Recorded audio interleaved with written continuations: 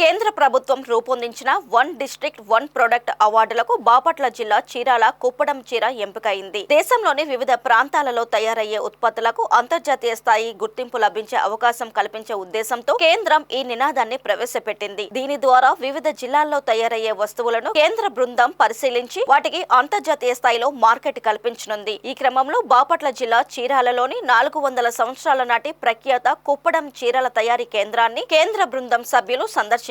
One district one product అవార్డులకు Chirala silk ను పరిశీలించి సిఫారసు చేయడానికి పర్యటించిన ఈ బృందం రాష్ట్ర చేనేత జౌళి శాఖ చేనేత కార్మికుల కోసం నిర్వహిస్తున్న శిక్షణ కార్యక్రమాలు మంచి ఫలితాలనిస్తున్నాయని కితాబిచ్చింది.